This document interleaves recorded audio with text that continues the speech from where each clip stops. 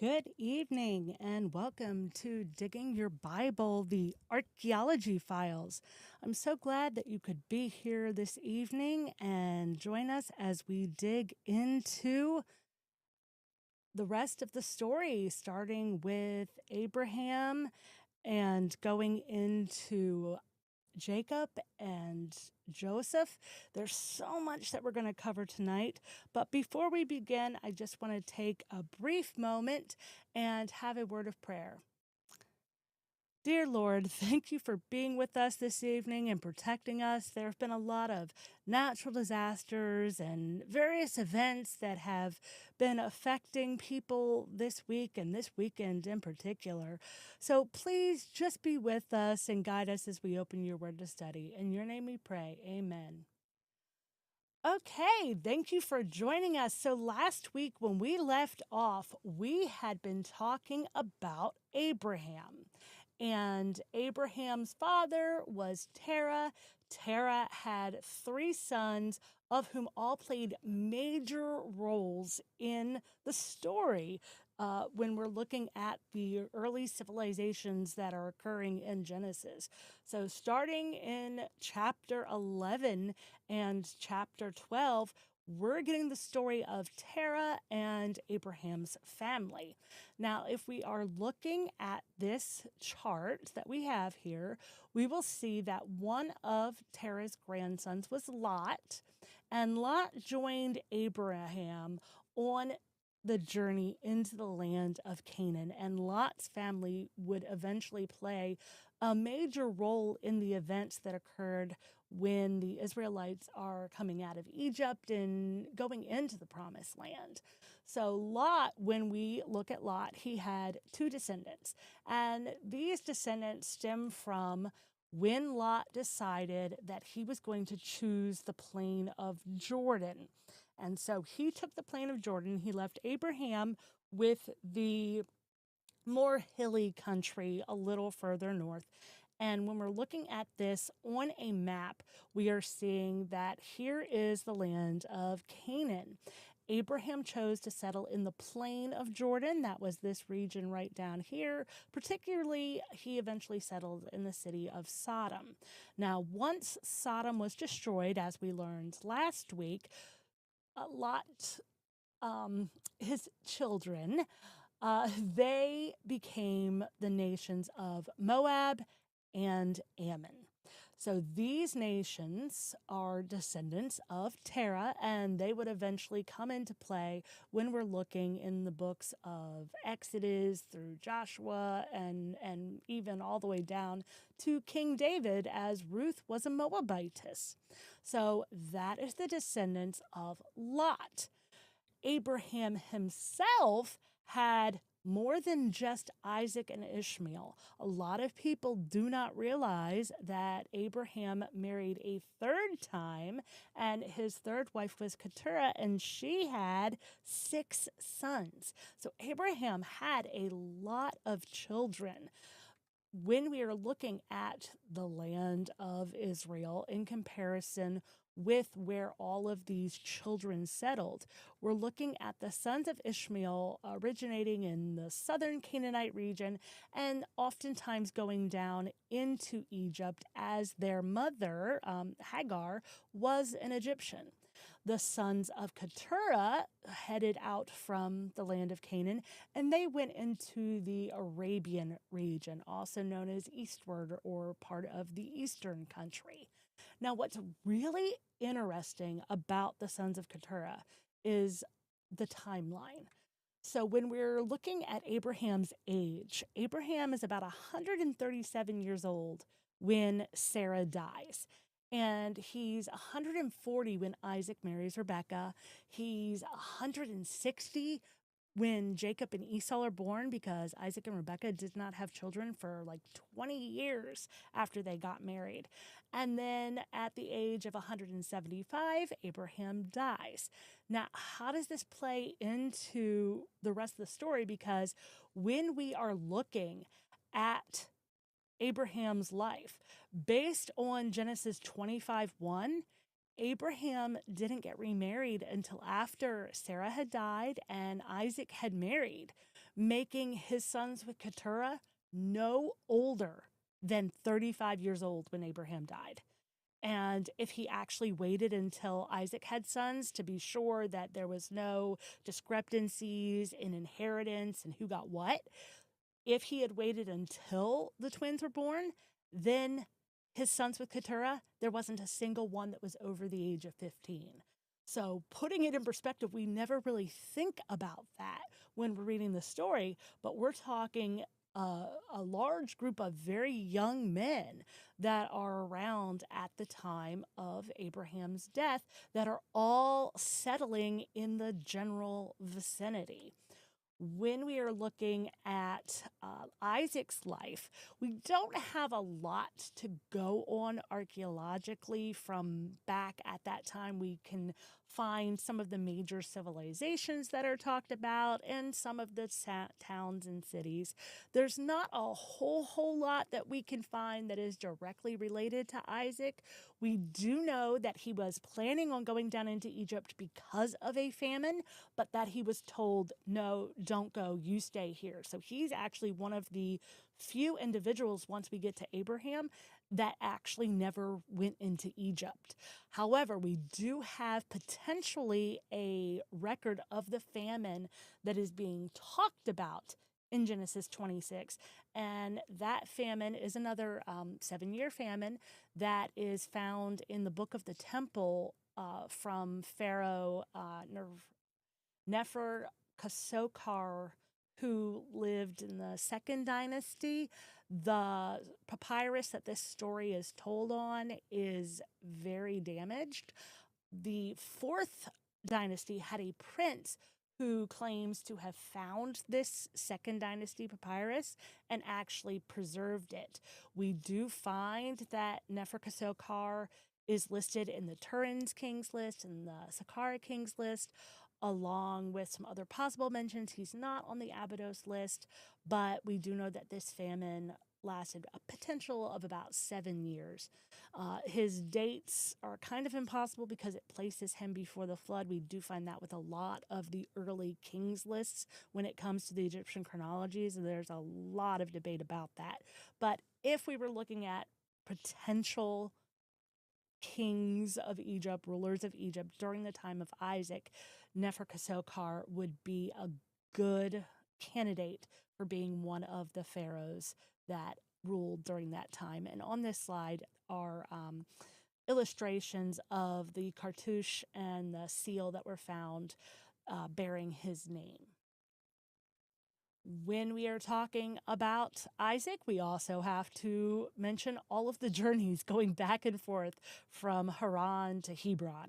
There were so many. Rebecca came from Haran. She was basically settled in Hebron. That was, if you could call it, home base for Abraham's family. A lot of the Israelite people, Hebron was a very central location, and that is where a lot of the family was buried. That's where Caleb asked to own when they were coming into the Promised Land. So it held a very significant place in the the Israelite culture. When Jacob tricked his dad into blessing him, he did the opposite journey that his mom had done, and he went probably from Hebron to Haran.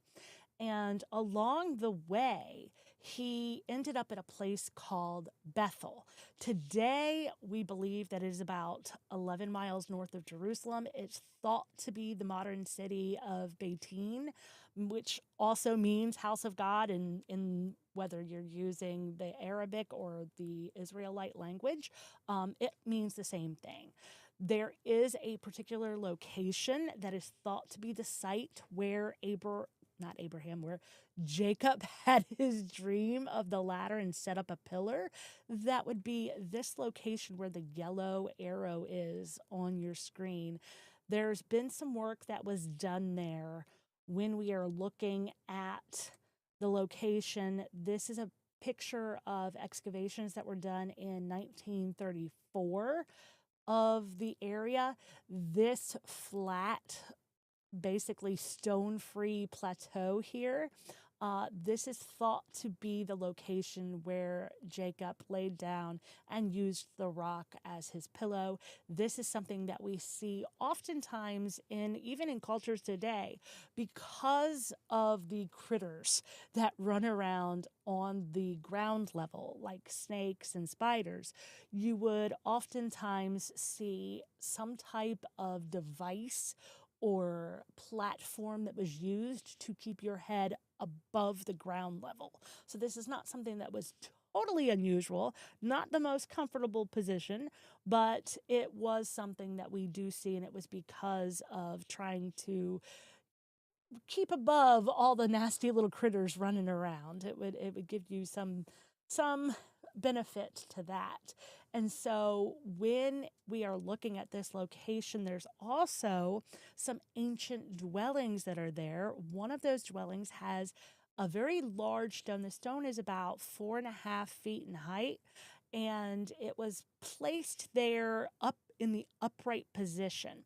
Now, there's debate on whether this is the stone or a similar stone, but it is an example of what the stone may have looked like that Jacob set up. This is typically used to signify a contract. So it's not unusual in this area to find stones that are set upright like this.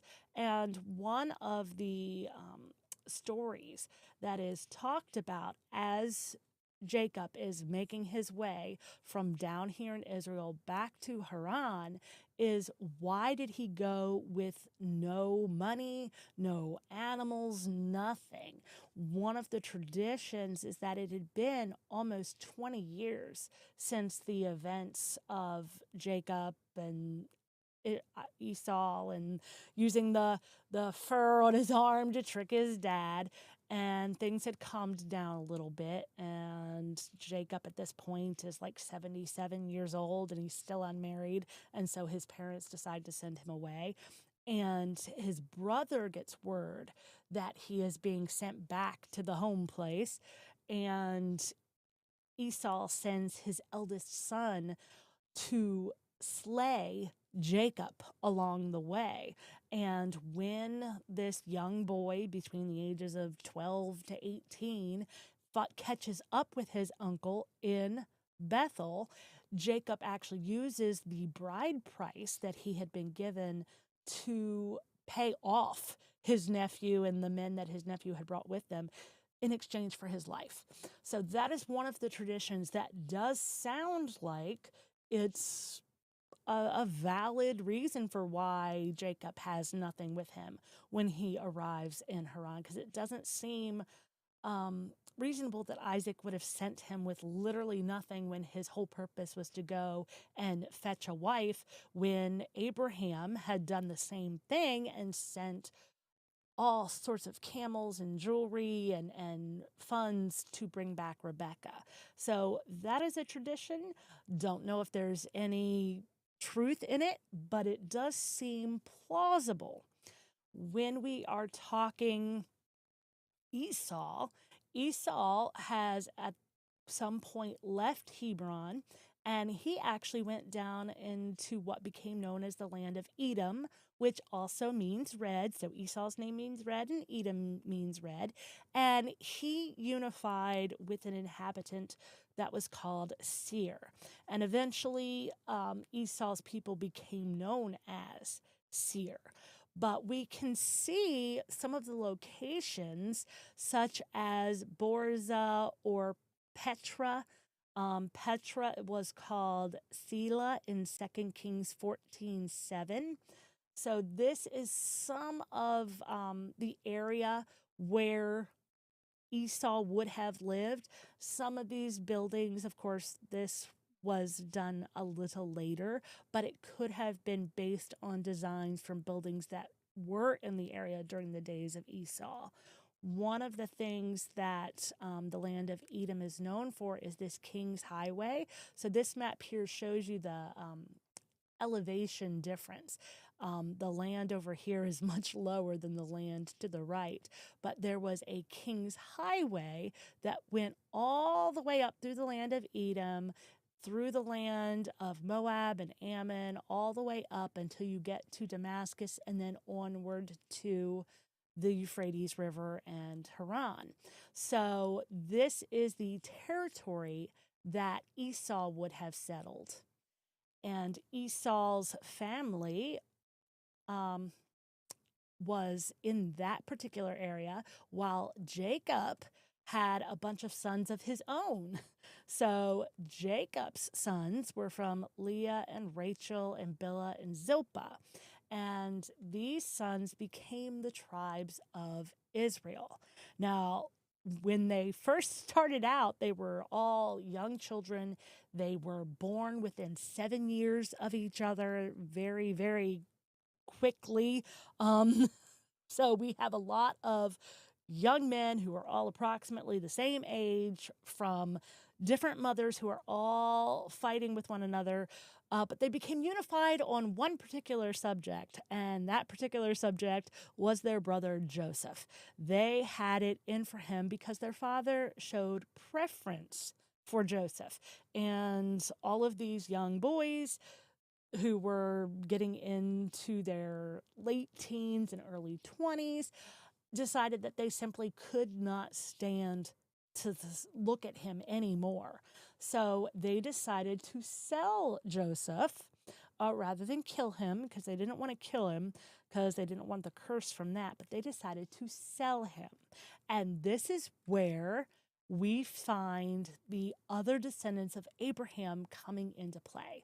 So we have the Ishmaelites and the Midianites, and we have major trade routes. We have the King's Highway that was in the Midianite territory, and we have the northern route, which was in the Ishmaelite territory. And we're told that the Ishmaelites were coming from Gilead, and Gilead is directly above Moab and Ammon and the Edomite area. And the Midianites and the Ishmaelites at some point have joined together for some of their trade caravans. And they either were coming back from Damascus or further north. They had made a stop at Gilead. We don't necessarily know exactly, how they ended up in Gilead. But together, they made their way from Gilead. They were making their way across the Israelite or Canaanite territory at this time to probably the northern highway and going down into Egypt that way. And that is where they decided that they were going to, Jacob's other sons, they were going to sell their brother Joseph. And so the Ishmaelites and the Midianites, who had banded together at some point, most likely took the northern highway down into the land of Goshen, down to a place called Heliopolis, otherwise known in the Bible as the city of On. And we are told that in Genesis 45:10, there was a prophecy about dwelling in the land of Goshen. And this area right here is the land of Goshen. If you joined us for talks earlier, we found that Tanis is one of the earliest known cities that is listed in the Bible. That's an Egyptian city. When we are looking at Avaris, a lot of people originally thought that the place where Jacob's family resided was in Tanis, but then they did studies at Avaris. Now, Avaris wasn't always called Avaris. Above Avaris was a city called Ramses. So if you've ever seen the Ten Commandment movie where it's talking about Ramses, the Pharaoh, a lot of people associate him with the Exodus because the book of Exodus says that they built first Pharaoh the treasure cities of Pithom and Ramses. This is why, because there were some edits that were done in later copies.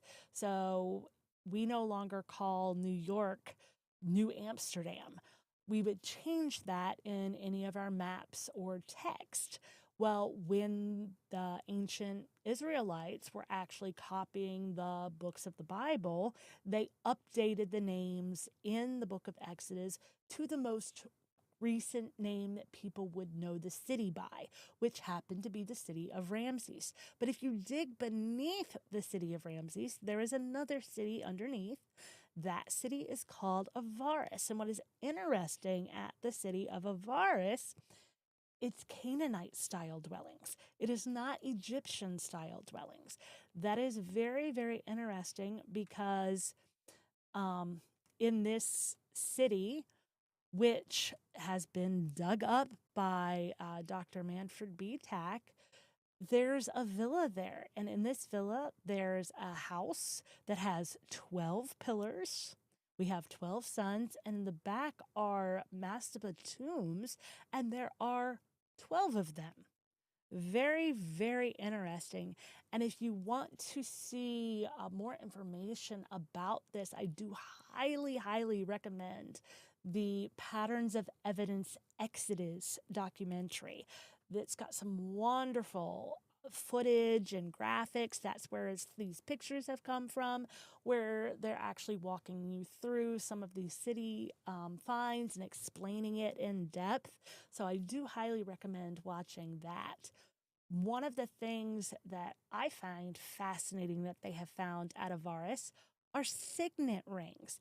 There have been at least 9 of these rings found that bear the name Jacob on them, which actually links this city to Jacob. So it shows that there were people that were from Canaan that were living in Canaanite style houses that were associated with a man named Jacob. So this is quite fascinating. And remember that I showed you that picture of those tombs that they had found that were empty? Well, one of the tombs actually had a statue inside of it. And the statue is this statue. You can actually still see some of the painting on this. You can also do chemical testing on this statue to determine that it actually had red hair. The statue had red hair. You can see where it's been severely damaged. The face is no longer visible, but we do see a throw stick. Now, a throw stick symbolized power. So we can tell that this statue was of somebody that had authority within this particular region. This individual is wearing a multicolored coat. That is something that is associated with the Canaanites. Canaanites are typically shown in Egyptian paintings and engravings wearing multicolored clothing. And the hairstyle itself is a mushroom style haircut that is known for being Canaanite in nature.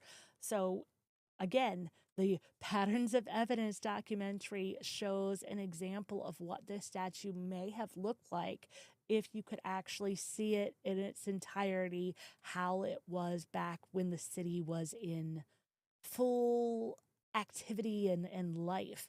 So this statue would have had the red hair, the multicolored coat, and a throw stick.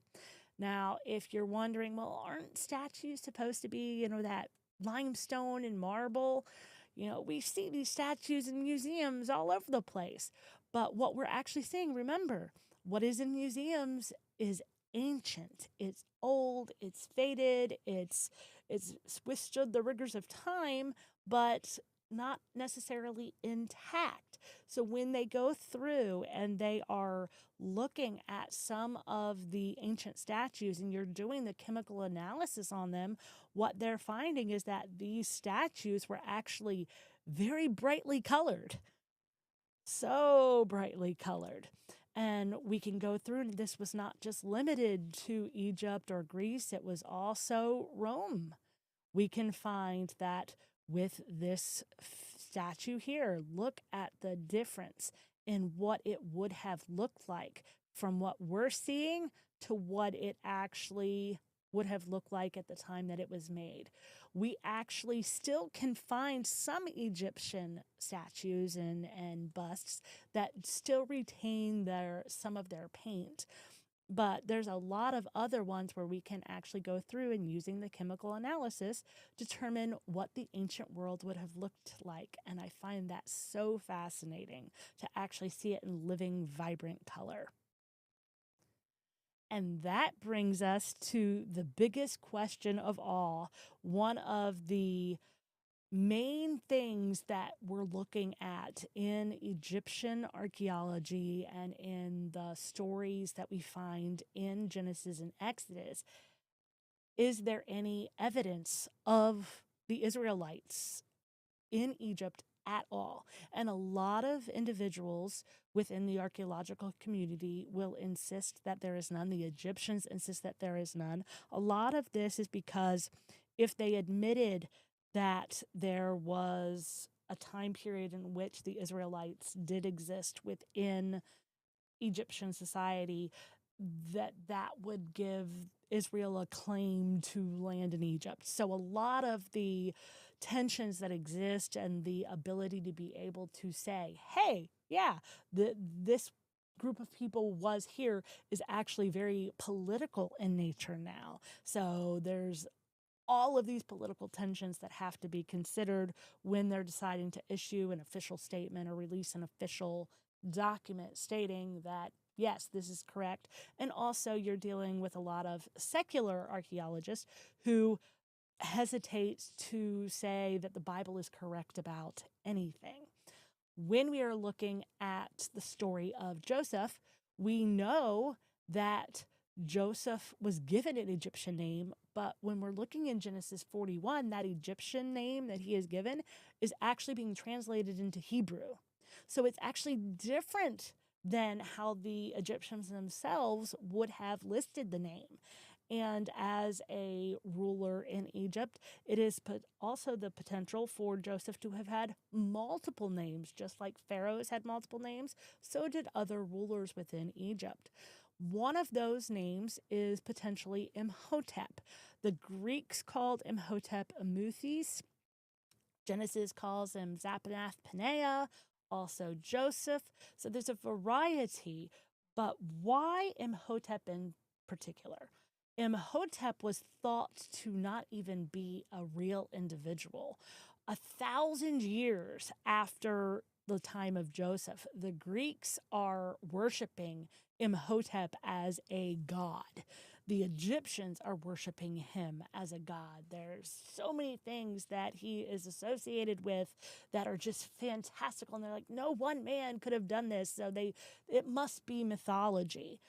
But when we are looking at Imhotep, we actually find that there's proof that a real man existed whose name was Imhotep. One of the places where we find this name is at something called the famine stela. This is a engraving that was found in Aswan. It's made of granite, and it talks about a 7-year famine that occurred during the 18th year of a pharaoh called Djoser. And this famine was ongoing, and Imhotep has a dream that tells him how to stop the famine, and he saves all of Egypt, and he becomes this second in command of Pharaoh. Now, before we get more into Imhotep, let's look at the famine itself. What caused this famine? Because there's a lot of famines that are going on. We have Abraham had a famine associated with him.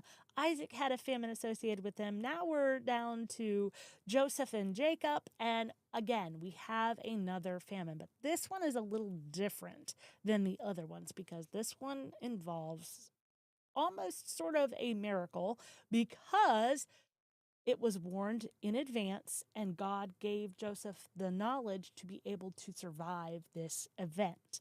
So, what actually was going on? Was this a specific punishment from God, or did God allow a natural event to occur?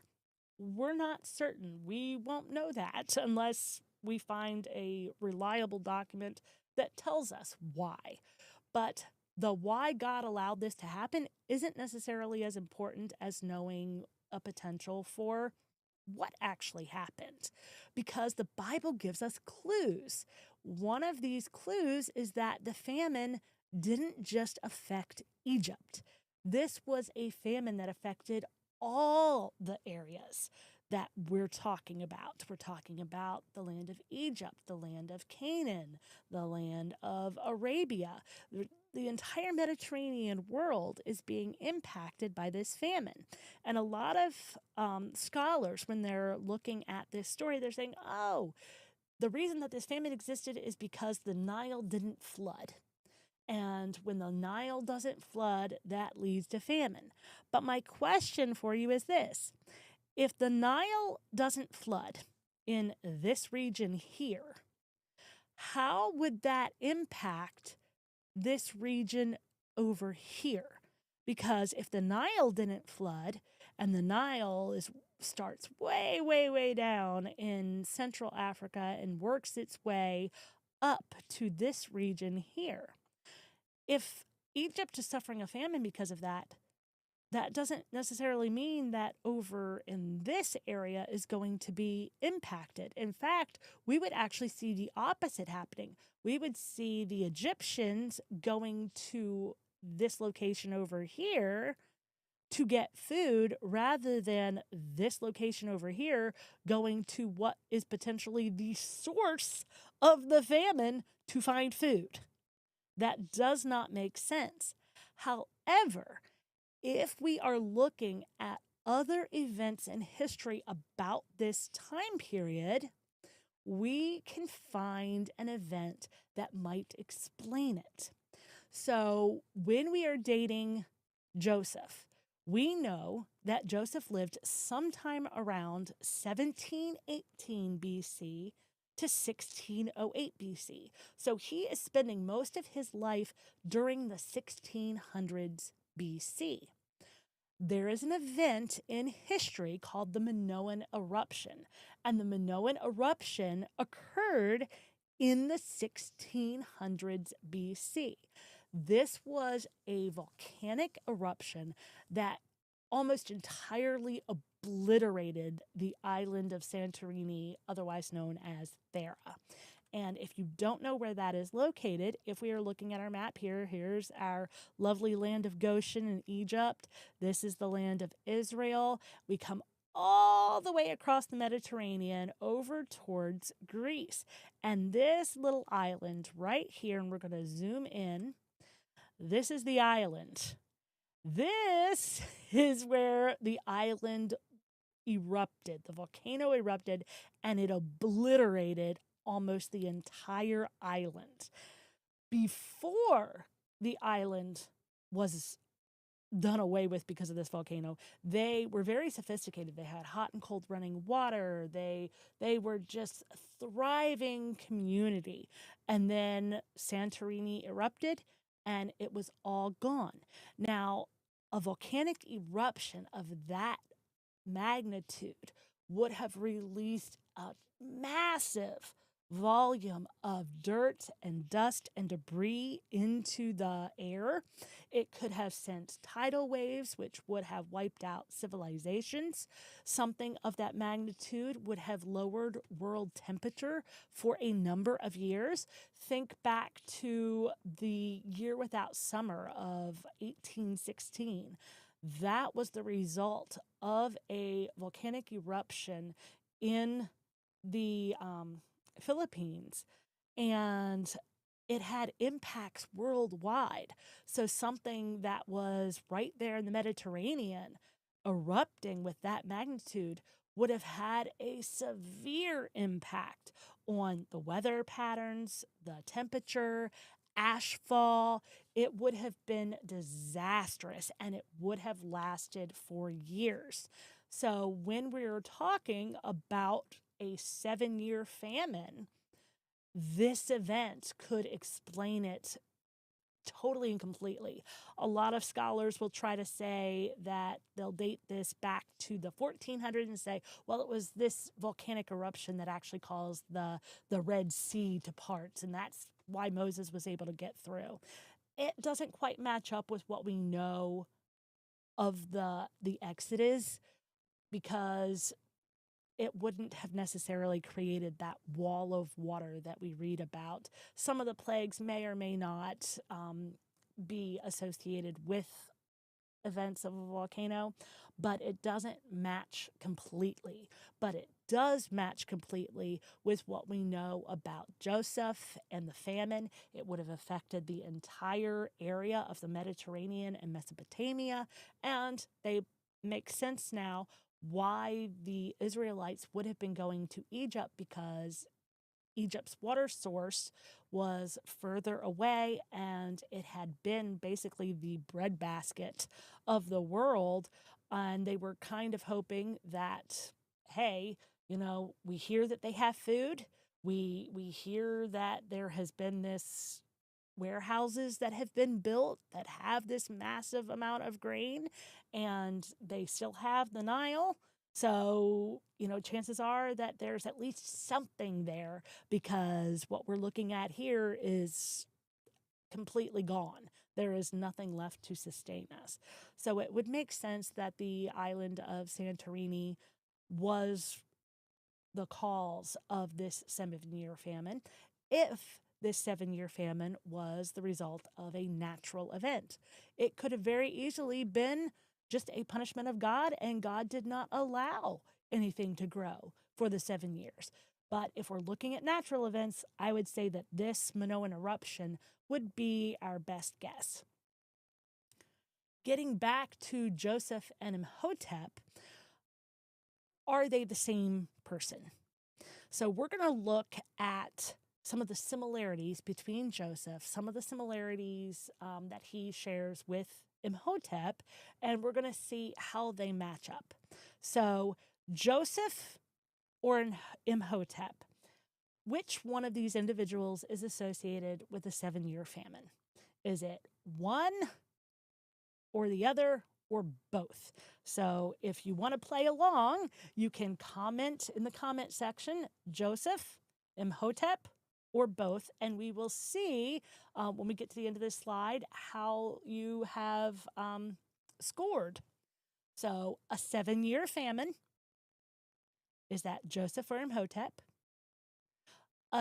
Interpreted a dream by God, stored grain via a tax, but the priests were exempt from this tax, built warehouses, his servants were physicians, second to Pharaoh, and not of royal blood. So which one is Joseph? Which one is Imhotep? A 7-year famine. I see that we have a comment. Heaven Soon says both. So we are correct. 7-year famine is associated with both Joseph and Imhotep. What about interpreting a dream by God? Do you think that is Joseph or Imhotep? Both of them are associated with interpreting a dream by God, which saved Egypt from famine.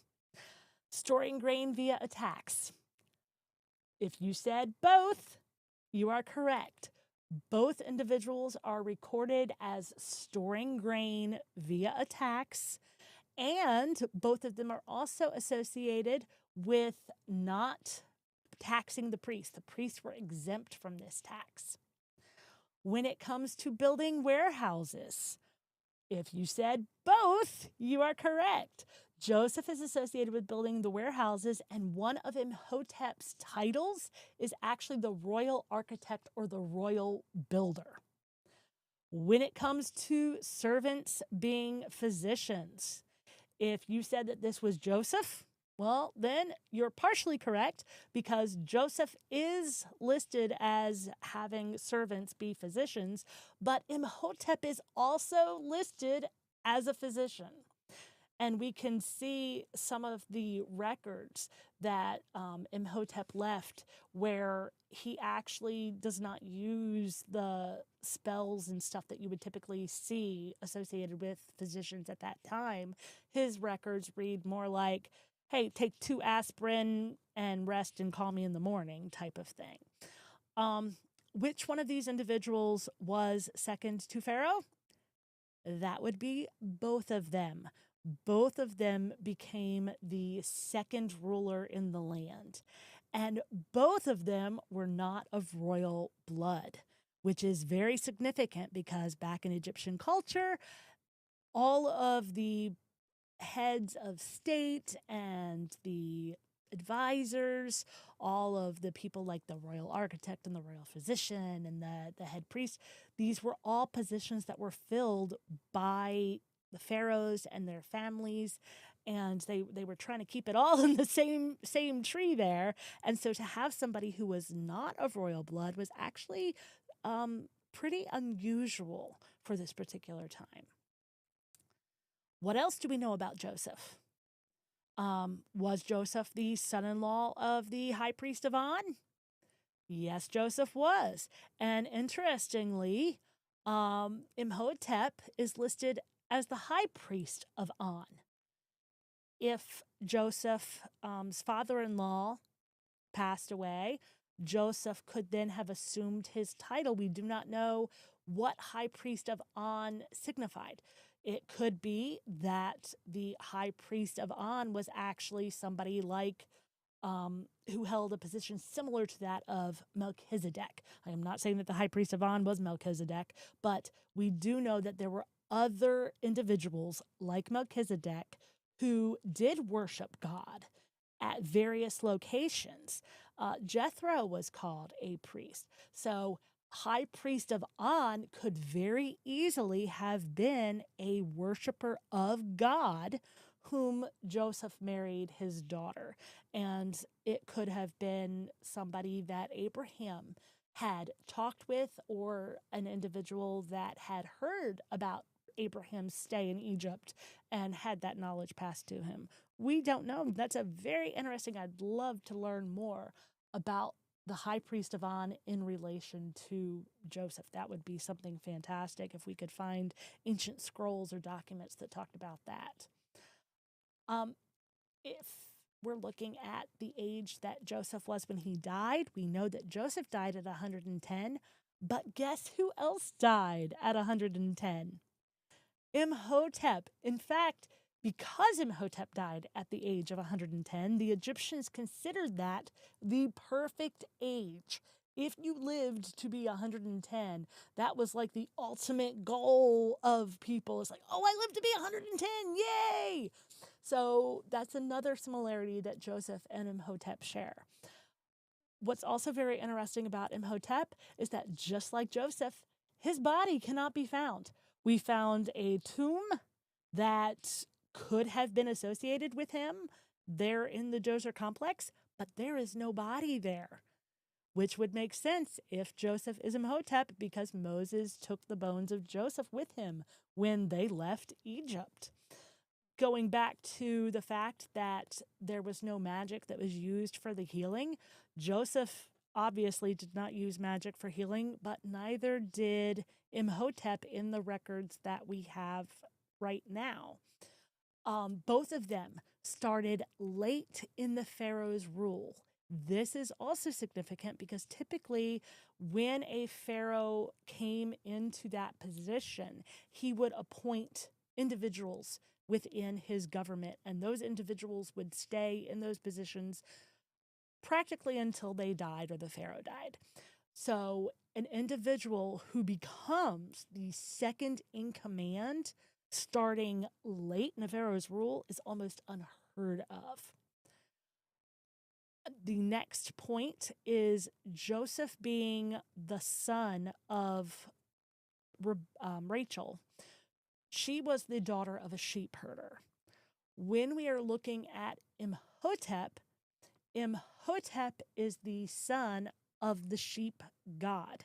So this is a partial match because we can see how they took some facts like Joseph being the son and the grandson of a sheep herder to Imhotep being the son of the sheep god. And that is a partial match. When we are looking at whom Joseph worshipped, Joseph was a son of God, the creator of all and everything. I am that I am, is what Moses was told when Moses asked, "Who do I say you are?" What is very interesting is that in Egypt, there is the god Ta, and Ta is the creator god, the creator of all, who made everything from a watery chaos. So we're seeing a lot of similarities between Joseph and Imhotep. And there's so many that it just can't be a coincidence. This fits everything that we know.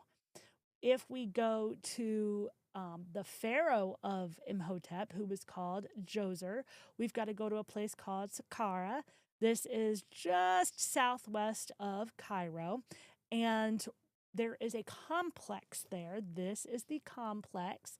It's the Step Pyramid, or the Pyramid of Djoser, and there were a lot of other pharaohs that built around this complex later on, particularly the Pyramid of Unas, which I will mention a little later, but just wanted to make note along the south wall of the complex here. So we actually have another pharaoh to thank for us even being able to take a look at this complex.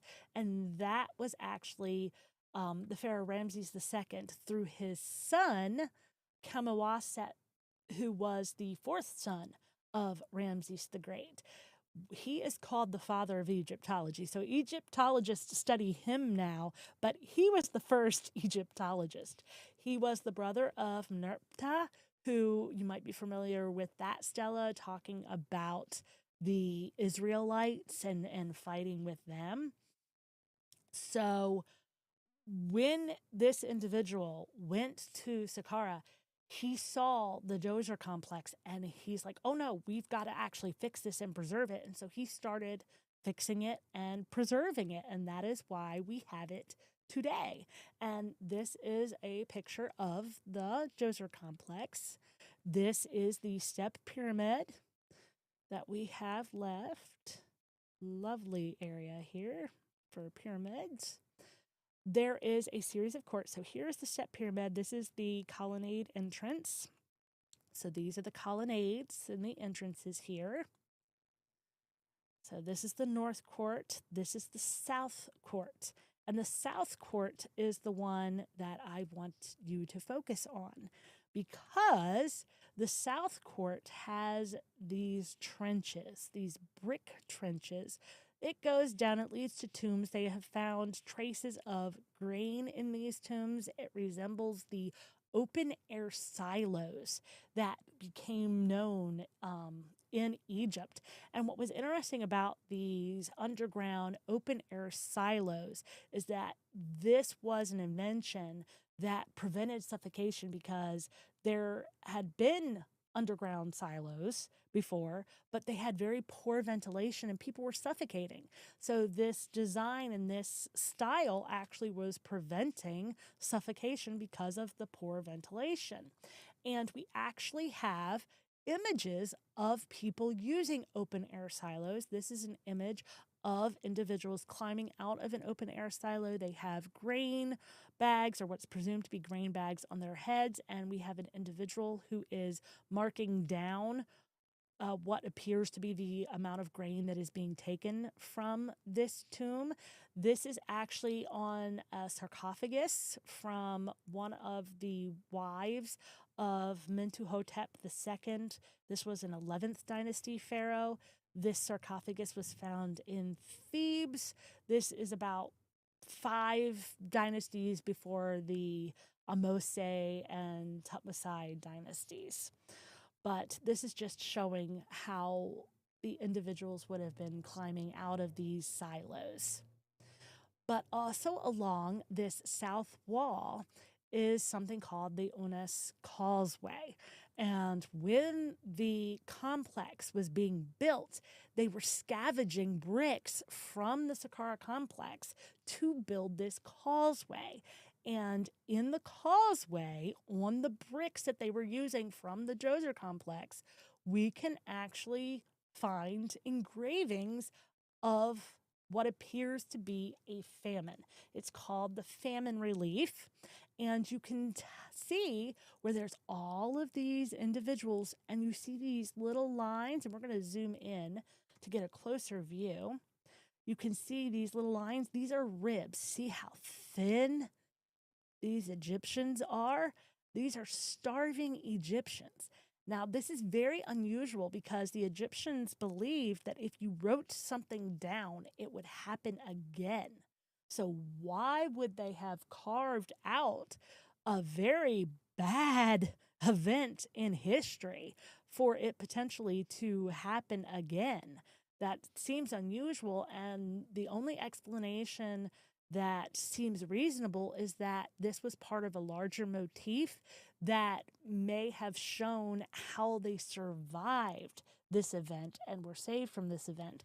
But the only part of the relief that we have left is actually the engravings of the starving Egyptians that came from this complex, the complex of Djoser. So here's the causeway, and to build this, they were taking the bricks from right here. It's practically sitting on top of one another. They took the bricks from here and they used it to line the causeway when they were doing the construction of the pyramid, and the causeway right there. So that is a little bit about Joseph and Imhotep and the possibility that Joseph is Imhotep. I believe that the evidence speaks for itself and that it is so conclusive that there leaves little room for doubt. But you take what you will of that. You can study it more and come to your own conclusions. Another question that comes from the time of Joseph and the Exodus is who built the pyramids? Were the pyramids built as storehouses for grain? Well, let's look at the individuals that built the pyramids. We have Khufu, Khafre, and Menkaure. And these individuals are the ones that claim to have built the pyramids. Their names are attached to them. And one of these individuals, Khufu, has this thing called the Westcar Papyrus. Now, this papyrus gives us a hint on whether or not Joseph is associated with building the pyramids, because the Westcar Papyrus, although badly damaged, it contains 5 stories. And these stories are miracles that were performed by a variety of priests. It is from Khufu's reign. And in the first story, which we only have the tail end of it, it's a blessing on Djoser and his priest, whom we know is Imhotep, for a miracle that was performed that saved Egypt. So the guy that built the pyramids is talking about an event in the past about a miracle that saved Egypt. So putting this on a basically like a timeline or a progression line, we have Djoser and Imhotep, followed by a number of pharaohs until we get to the pyramid builders. And these pyramid builders are saying that, hey, there is this individual in the past who performed this miracle that saved Egypt, and this individual is most likely Imhotep. He's not specifically named, but he is listed as the priest of Djoser, which we know from other documents and from Djoser's complex that this priest's name was Imhotep.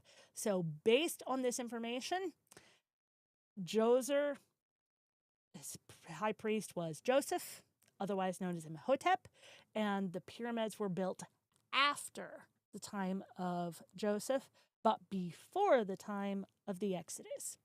So join us next week as we discuss how long the Israelites were in Egypt and the evidence that we have for the Exodus.